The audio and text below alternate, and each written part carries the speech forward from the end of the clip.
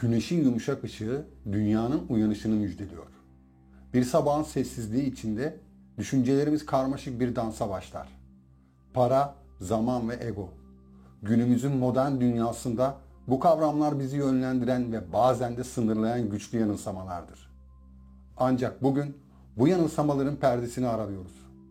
Alan Watts'ın eşsiz bakış açısıyla para, zaman ve ego yanılsamasını keşfedeceğiz.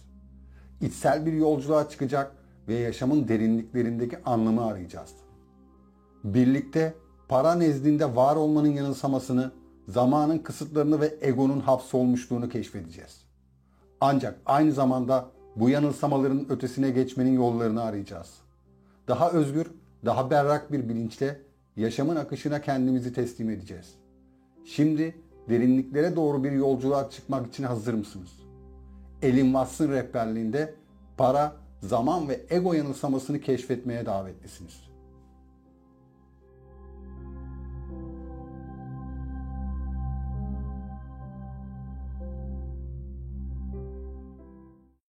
Alan Watts'ın para, zaman ve ego yanılsaması konuşması insanların modern dünyada karşılaştığı evrensel gerçeklikleri sorgulayan derinlemesine bir incelemedir.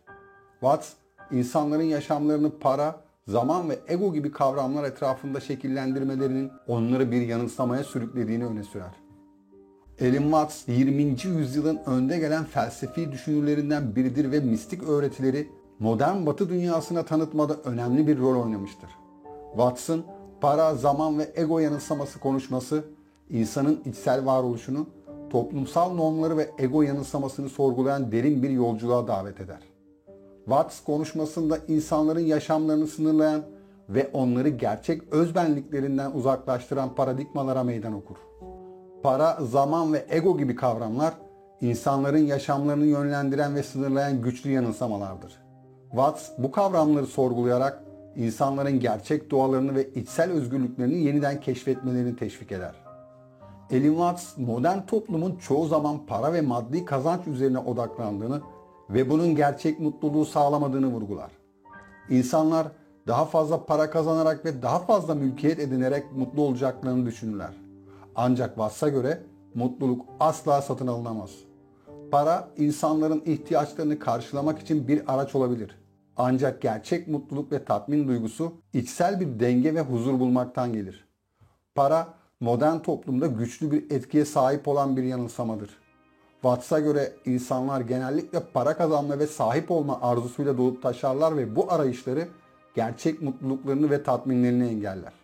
Para, insanların ego odaklı bir yaşam tarzı benimsemesine neden olabilir ve gerçek değerlerini ve amaçlarını unutmalarına yol açabilir. Alan Watts, insanların sıklıkla gelecek kaygıları ve geçmiş pişmanlıklarıyla boğuştuğunu ve bu nedenle şimdiki anı yaşayamadıklarını öne sürer. Modern toplum sürekli olarak gelecek planları yapmak ve geçmişteki hataları düzeltmek üzerine odaklanmıştır. Bu da insanların şimdiki anın değerini görmelerini engeller. Ancak Watts'a göre gerçek yaşam şimdidir ve insanlar anı yaşayarak gerçek mutluluğu bulabilirler.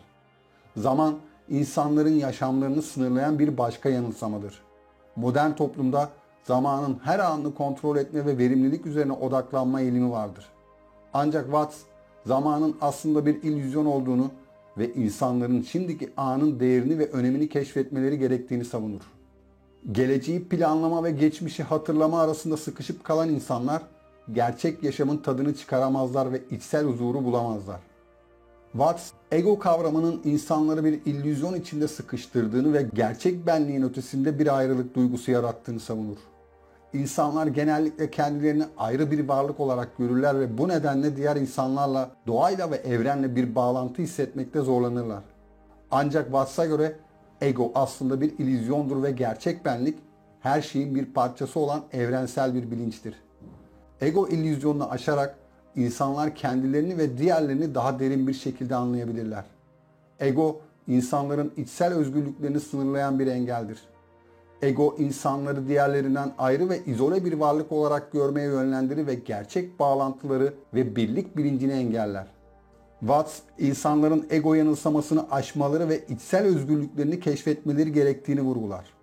İçsel huzur ve mutluluğu bulmak için insanların ego sınırlarını aşmaları ve evrensel bir birlik bilincine ulaşmaları önemlidir. Elon Musk'ın para, zaman ve ego yanılsaması konuşmasında Adem, Havva, Tanrı ve yılan anekdotu da bulunmaktadır. Bu anekdot oldukça derin bir metafor içerir. Bu hikaye insanın içsel ve dışsal dünyasındaki çatışmaları ve yanılsamaları sembolize eder.